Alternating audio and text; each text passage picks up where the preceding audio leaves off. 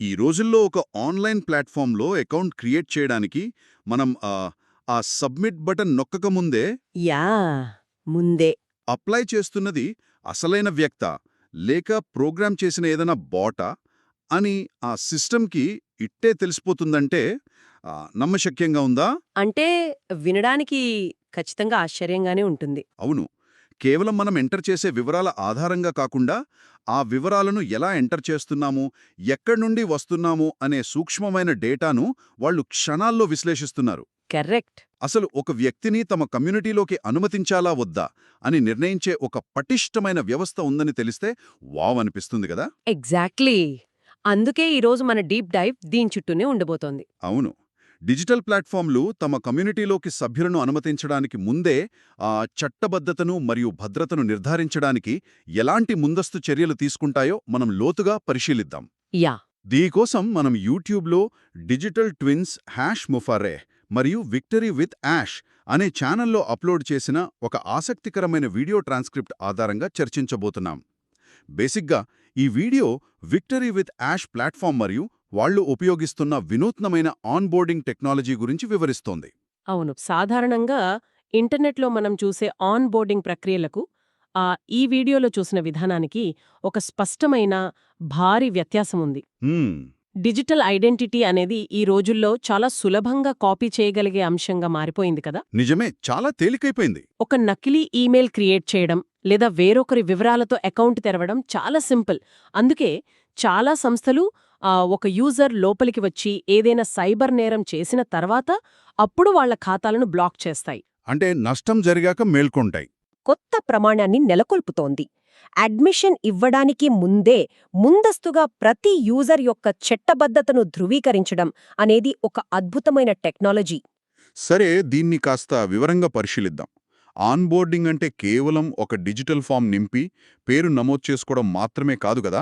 అస్సలు కాదు. అదొక ప్రైవేట్ సంస్థలోకి సురక్షితంగా ప్రవేశించడానికి సంబంధించిన అత్యంత కీలకమైన ఘట్టం. సో ఈ విక్టరీ విత్ యాష్ ప్లాట్ఫామ్ యొక్క ప్రధాన లక్షణమేమిటంటే, ఒక వ్యక్తిని తమ ప్లాట్ఫామ్లోకి ఆమోదించడానికి ముందే వారిని పూర్తిగా వెరిఫై చేస్తుంది. యా, దీన్నే ప్రీ యాక్సెప్టెన్స్ వెరిఫికేషన్ అంటారు. ఎగ్జాక్ట్లీ. ఇది ప్లాట్ఫామ్ రూపకర్త అయిన మిస్టర్ యాష్ ముఫారెహ్ గారి ముందస్తు ఆలోచన విధానాన్ని, అనగా ప్రోయాక్టివ్ అప్రోచ్ను స్పష్టంగా తెలియజేస్తుంది. దీన్ని సులభంగా అర్థం చేసుకోవాలంటే ఒక అత్యంత సురక్షితమైన ప్రైవేట్ క్లబ్ను ఉదాహరణగా తీసుకుందాం. ఓకే. కేవలం గుమ్మం దగ్గర ఐడి కార్డు చూడటం అనేది సాధారణ పద్ధతి. కాని ఒక వ్యక్తి ఆ గుమ్మం దాటక ముందే వాళ్ల పూర్తి నేపథ్యాన్ని విశ్లేషించి వాళ్లు సురక్షితమైన వారనే నిర్ధారించుకున్నాకే తలుపులు తెరవడం లాంటిది ఈ పద్ధతి. సో దీని అర్థమేమిటి? ఈ టెక్నాలజీ ఎందుకు అంత కీలకం? అంటే ఇక్కడ ఆసక్తికరమైన విషయం ఏమిటంటే, ఈ ముందస్తు విధానం వల్ల ఆ ప్లాట్ఫామ్ అనేది కేవలం డబ్బు, సమయాన్ని ఆదా చేయడమే కాకుండా నమ్మకాన్ని కూడా నిలబెట్టుకుంటుంది. డిజిటల్ రంగంలో ప్రతి సంవత్సరం బిలియన్ల కొద్ది డాలర్లు కేవలం రియాక్టివ్ భద్రతా విధానాల వల్లే ఆవిలైపోతున్నాయి. అవును, రియాక్టివ్ అంటే సమస్య వచ్చాక చూసుకోవడం. కరెక్ట్. ఎవరైనా మోసానికి పాల్పడి స్పామ్ పంపి లేదా ఫేక్ ట్రాన్సాక్షన్స్ చేసిన తర్వాత మాత్రమే సంస్థలు మేల్కొంటాయి. ఆ తర్వాత వాళ్లను తొలగించడానికి మళ్లీ వనరులను ఖర్చు చేస్తాయి. డబుల్ లాస్ అన్నమాట. కానీ మిస్టర్ ముఫారే తీసుకున్న ఈ ప్రోయాక్టివ్ నిర్ణయం వల్ల సమస్యను అది తలెత్తకముందే మూలాల్లోనే తుంచివేసే అవకాశముంటుంది. ఒక అనామక లేదా మోసపూరిత యూజర్ అసలు సిస్టంలో అడుగుపెట్టే అవకాశమే లేనప్పుడు ఆ ప్లాట్ఫామ్లో ఉన్న డేటా అత్యంత సురక్షితంగా ఉంటుంది కదా. అంటే ఒక సమస్య జరిగిన తర్వాత దాన్ని బాగు చేయడం కంటే ఆ సమస్య రాకుండా ముందే ఒక పెద్ద కాంపౌండ్ వాల్ కట్టడం లాంటిది. ఎగ్జాక్ట్లీ. అయితే ఇక్కడ మనం కొంచెం టెక్నికల్ కోణంలోకి వెళ్ళాలి. ముందస్తు తనిఖీలు చేస్తున్నారు సరే, కానీ అది ఖచ్చితంగా ఎలా జరుగుతోంది? మంచి పాయింట్. ఆ ట్రాన్స్క్రిప్ట్ ప్రకారం ఐపీ అడ్రస్లు, యూజర్ల లొకేషన్లు, బ్రౌజర్ కుక్కీలు ఇంకా ఈమెయిల్ డేటాను వాడతారని తెలుస్తోంది. కానీ ఇది కేవలం ఆ డేటాను చూడటం కాకుండా అందులో ఉన్న ఏ ప్యాటర్న్స్ను వాళ్ళు గుర్తిస్తారు? బేసిక్గా డిజిటల్ ఐడెంటిటీ వెరిఫికేషన్ అంటే కేవలం యూజర్ ఇచ్చే డేటాను వాళ్ల డేటాబేస్తో సరిపోల్చడం కాదు. ఇది ఒక సంక్లిష్టమైన అల్గోరిథం ఆధారిత ప్రక్రియ. ఉదాహరణకు, ఒక అకౌంట్ క్రియేట్ చేస్తున్నప్పుడు సిస్టమ్ ఆటోమేటిక్గా ఈమెయిల్ డేటాను తనిఖీ చేస్తుంది. ఓకే. ఆ ఈమెయిల్ ఎప్పుడు క్రియేట్ అయింది, అది ఎప్పుడైనా డేటా బ్రీచ్లలో బయటపడిందా అని కొన్ని సెకండ్ల వ్యవధిలోనే బ్యాక్గ్రౌండ్ చెక్ జరుగుతుంది. వావ్, అంత ఫాస్ట్గానా? అవును. అలాగే కుకీల విషయానికి వస్తే, ఒక బ్రౌజర్లో ఉన్న ఆ కుకీల హిస్టరీ ద్వారా ఆ యూజర్ నిజంగా ఒక మనిషా లేక పదే పదే అకౌంట్లు క్రియేట్ చేయడానికి వాడే ఒక స్క్రిప్టా అన్నది విశ్లేషిస్తారు. ఓహో. ఈ బేసిక్ డేటా పాయింట్లన్నింటినీ కనెక్ట్ చేయడం ద్వారా ఒక వ్యక్తి యొక్క డిజిటల్ అడుగుజాడలు అంటే డిజిటల్ ఫుట్ ప్రింట్ సహజంగా ఉందా లేదా ఆర్టిఫిషియల్గా సృష్టించబడిందా అనేది సిస్టమ్ గుర్తిస్తుంది. ఇక్కడే ఇది నిజంగా చాలా ఆసక్తికరంగా మారుతుంది. ఎలా? ఎందుకంటే మనం ఇప్పుడున్నది అధునాతన హ్యాకింగ్ యుగంలో కదా. మనం మాట్లాడుకుంటున్న ఐపీ అడ్రస్లు, బ్రౌజర్ కుకీలు లాంటివి నేటి సైబర్ నేరగాళ్లకు చాలా చిన్న విషయాలు. అవును, చాలా సింపుల్ వాళ్లకు. విపిఎన్ వాడి లేదా ప్రాక్సీల ద్వారా ఐపీ అడ్రస్లను మార్చేయడం లేదా బ్రౌజర్ యాంటీ డిటెక్ట్ టూల్స్ వాడి కుక్కీలను మానిపులేట్ చేయడం ఈ రోజుల్లో చాలా సులభం. కరెక్ట్. ముఖ్యంగా సింథటిక్ ఐడెంటిటీ ఫ్రాడ్ వంటివి విపరీతంగా పెరుగుతున్న కాలమిది. నిజమైన వ్యక్తుల డేటాను దొంగిలించి ఫేక్ అకౌంట్స్ సృష్టిస్తున్నారు. మరి అలాంటప్పుడు కేవలం ఈ ఐపీలు, కుక్కీలను నమ్ముకోవడం నిజంగా సరిపోతుందా? మోసాలను పూర్తిగా అరికట్టడం సాధ్యమేనా? అది చాలా మంచి విమర్శనాత్మక ప్రశ్న. కేవలం ఒకే ఒక చెక్ పాయింట్ మీద ఆధారపడితే ఖచ్చితంగా ఈ మోసాలను పసిగట్టలేము. కానీ మిస్టర్ ముఫారెక్ కూడా సరిగ్గా ఇదే విషయాన్ని గుర్తించారు. అవునా? కేవలం ఈ బేసిక్ వెరిఫికేషన్ మాత్రమే మోసాలను ఆపడానికి సరిపోదని ఆ మూల సమాచారం స్పష్టం చేస్తోంది. ఒక విపిఎన్ వాడి ఐపీ అడ్రస్ మార్చవచ్చు, కానీ ఆ డివైస్ ఫింగర్ ప్రింటింగ్ మరియు యూజర్ ఎంటర్ చేస్తున్న డేటాకు మధ్య ఉన్న పొంతనను మార్చడం కష్టం. పొంతనంటే? ఉదాహరణకు, ఒక అకౌంట్ కోసం అప్లై చేస్తున్న ఐపీ అడ్రస్ ఏమో లండన్లో ఉన్నట్లు చూపిస్తూ వాళ్ల బ్రౌజర్ టైమ్ జోన్ టోక్యోలో ఉందనుకోండి. ఓకే. సిస్టమ్ వెంటనే దాన్ని రెడ్ ఫ్లాగ్ లాగా, అంటే ఒక అనుమానిత చర్యగా పరిగణిస్తుంది. అలాగే screen resolution, operating system version, ఇలా ఎన్నో టెక్నికల్ డీటెయిల్స్ ఒకదానికొకటి మ్యాచ్ అవ్వాలి. అంటే డేటా పాయింట్స్ మధ్య ఉన్న అసమానతలను పసిగట్టడం అన్నమాట. ఎగ్జాక్ట్లీ. ఇదొక సైబర్ డిటెక్టివ్ లాగా పనిచేస్తోంది. కానీ హ్యాకర్లు ఈ డివైస్ ఫింగర్ ప్రింట్ని కూడా స్పూఫ్ చేయగలుగుతున్నారు కదా? అవును, అడ్వాన్స్డ్ హ్యాకర్స్ చేయగలరు. మరి బేసిక్ డేటా ఫెయిల్ అయినప్పుడు ఆ ప్లాట్ఫామ్ తీసుకునే తదుపరి అడుగేమిటి? భద్రతను పటిష్టం చేయడానికి విక్టరీ విత్ యాష్ ప్లాట్ఫామ్ కలుపుతున్న అదనపు లేయర్ ఏమిటి? ఇక్కడే అసలైన టెక్నికల్ మ్యాజిక్ ఉంటుంది. ప్రాథమిక తనిఖీల తర్వాత ప్లాట్ఫామ్ అదనపు రిస్క్ అసెస్మెంట్ పద్ధతులను వాడుతుంది. Risk assessment? ఈ రిస్క్ అసెస్మెంట్ అనేది ఒక వ్యక్తి యొక్క ప్రవర్తనా డేటాను అంటే బిహేవియరల్ డేటాను విశ్లేషిస్తుంది. ఓహో, అంటే ఎలా?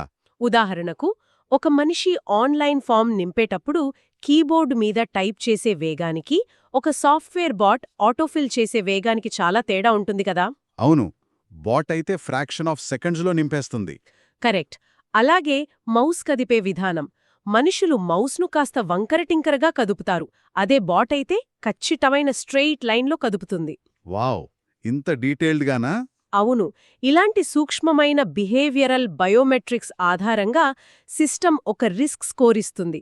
ఆ స్కోర్ ఎక్కువగా ఉంటే ఆ అకౌంట్ క్రియేషన్ వెంటనే రిజెక్ట్ అవుతుంది. దీనివల్ల ప్లాట్ఫామ్లో ఒక బహుళ అంచెల రక్షణ అంటే మల్టీలేయర్ డిఫెన్స్ వ్యవస్థ ఏర్పడుతుంది. ఈ బహుళ అంచెల రక్షణ విధానం వినడానికి చాలా పవర్ఫుల్గా ఉంది. ముందుగా గేట్ దగ్గర టెక్నికల్ డేటా చెకింగ్, ఆ తర్వాత లోపలికొచ్చే పద్ధతిలో వాళ్ళ ప్రవర్తనాశైలి చెకింగ్.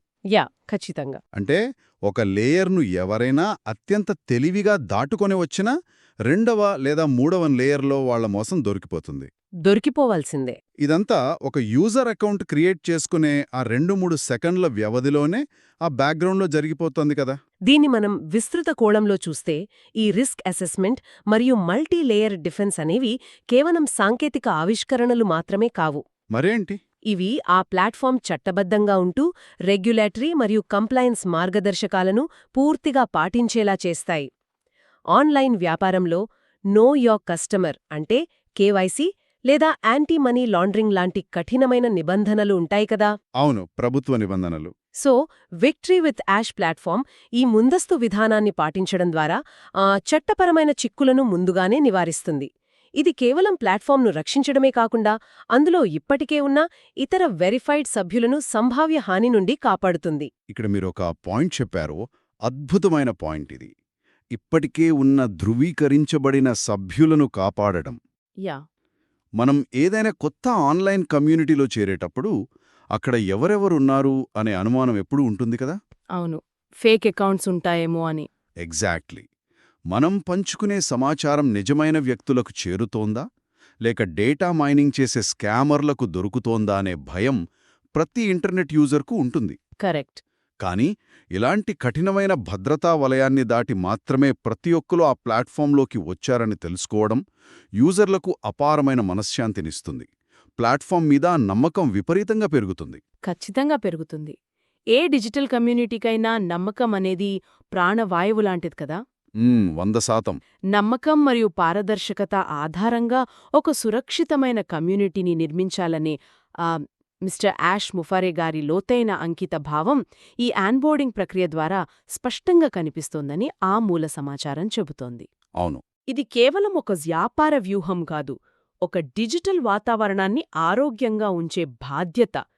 ఆమోదానికి ముందే జరిగే ఈ టెక్నాలజీని వాడటం కేవలం సరైన నిర్ణయం మాత్రమే కాదు, నిబంధనలను పాటించడానికి అది ఒక అత్యవసరం అని ట్రాన్స్క్రిప్ట్ బలంగా నొక్కి చెప్తోంది. అత్యవసరం చాలా బలమైన పదం.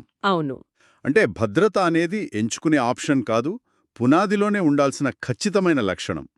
ఒక సంస్థ కేవలం లాభాల గురించే కాకుండా తన ప్లాట్ఫామ్ ద్వారా సమాజంలో ఎలాంటి వాతావరణాన్ని సృష్టిస్తోంది అనే దానిపై ఇంత శ్రద్ధ పెట్టడం నిజంగా అభినందించాల్సిన విషయం. ఇది ఒక ముఖ్యమైన ప్రశ్న లేవనెత్తుతుంది.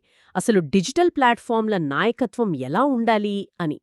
ఎలా ఉండాలి? ప్రస్తుత సైబర్ ప్రపంచంలో లాభాపేక్షతో యూజర్ల సంఖ్యను పెంచుకోవడానికి చాలా సంస్థలు ఈ ఆన్బోర్డింగ్ ప్రక్రియను చాలా నీరుగారుస్తున్నాయి. అవును, జస్ట్ ఈమెయిల్ ఇస్తే చాలు, అకౌంట్ ఓపెన్ అయిపోతుంది. అలాంటి తరుణంలో భద్రతకు పెద్ద పీట వేసే మిస్టర్ ముఫారేహ్ యొక్క ప్రోయాక్టివ్ విజన్ ఒక గొప్ప ఉదాహరణగా నిలుస్తుంది. ఇది కేవలం టెక్నాలజీ విభాగం చేసే పని కాదు, సంస్థ పైస్థాయి నాయకత్వం నుండి వచ్చే ఒక స్పష్టమైన విధానం. కరెక్ట్. రేపటి రోజున రాబోయే వెబ్ 3.0 లేదా మెటావర్స్ ప్లాట్ఫామ్లకు కూడా ఈ తరహా ముందస్తు ధృవీకరణ అనేది ఒక బెంచ్ మార్క్ లాగా మారుతుందని ఈ విశ్లేషణ ద్వారా అర్థమవుతోంది. అది నిజంగా అద్భుతమైన విశ్లేషణ. సరే, మనం ఇప్పటివరకు చర్చించిన కీలక అంశాలను ఒక్కసారి క్లుప్తంగా సంగ్రహిస్తే ఒకసారి సమరైజ్ చేద్దాం. విక్టరీ విత్ యాష్ ప్లాట్ఫామ్ వాళ్ళు అవలంబిస్తున్న ముందస్తు ధృవీకరణ అంటే ప్రీ యాక్సెప్టెన్స్ వెరిఫికేషన్ ప్రక్రియ గురించి తెలుసుకున్నాము. యూజర్ సిస్టంలోకి ప్రవేశించడానికి ముందే ఐపీ అడ్రస్లు, బ్రౌజర్ కుకీలు మరియు టైమ్ జోన్ డేటా మధ్యున్న పొంతనను వాళ్ళు విశ్లేషిస్తున్నారు. అవును, బేసిక్ చెక్స్ అన్నీ ముందే అయిపోతాయి. దాని ద్వారా ప్రాథమిక గుర్తింపు నిర్ధారణ జరుగుతోంది.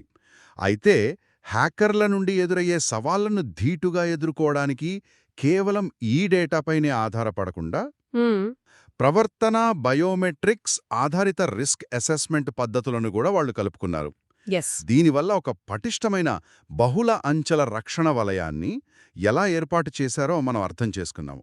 ఎగ్జాక్ట్లీ. ఇదంతా మిస్టర్ యాష్ ముఫారే యొక్క పారదర్శకమైన మరియు సురక్షితమైన కమ్యూనిటీ నిర్మాణ లక్ష్యంలో భాగమని ఆ మూల సమాచారం ద్వారా మనకు స్పష్టమైంది. అవును, సాంకేతిక పరిజ్ఞానాన్ని ఒక సామాజిక బాధ్యతతో అనుసంధానం చేసినప్పుడు మాత్రమే ఇలాంటి వినూత్నమైన ప్లాట్ఫామ్లు వస్తాయి. ఈ విధానం భవిష్యత్తులో డిజిటల్ గుర్తింపుకు ఒక కొత్త నిర్వచనం ఇస్తుందనడంలో సందేహమే లేదు. 100%.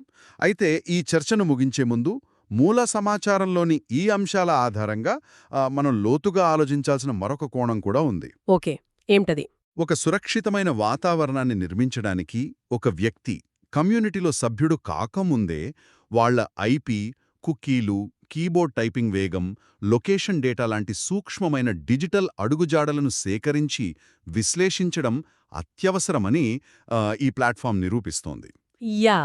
ఇది సంస్థాగత భద్రతకు ఎంతో అవసరం కూడా. అయితే భవిష్యత్తులో మనం డిజిటల్ కమ్యూనిటీలలో చేరేటప్పుడు మన వ్యక్తిగత గోప్యత అంటే ప్రైవసీ మరియు ప్లాట్ఫామ్ అందించే కఠినమైన భద్రత మధ్య ఎలాంటి బ్యాలెన్స్ ఉండబోతోంది? ఇది చాలా పెద్ద డిబేట్ అవుతుంది. అవును, కమ్యూనిటీలో 100% భద్రత లభిస్తుందన్న హామీతో అదనపు భద్రత కోసం మన డిజిటల్ ప్రవర్తనా డేటాను ఆమోదానికి ముందే అప్పగించడానికి మనం ఎంతవరకు సిద్ధంగా ఉన్నాము? పూర్తి భద్రతను ఆస్వాదించడానికి ప్రైవసీని కొంతమేరకు వదులుకోక తప్పదా? ఈ ఆసక్తికరమైన మరియు ఆలోచింపజేసే ప్రశ్నను అలాగే వదిలిపెడుతూ ఈ రోజుటి మన ఈ లోతైన విశ్లేషణను ఇక్కడితో ముగిద్దాం. అవును, మనం ఆలోచించాల్సిన విషయమే ఇది. ఖచ్చితంగా. సో మరో ఆసక్తికరమైన అంశంతో తదుపరి విశ్లేషణలో కలుద్దాం.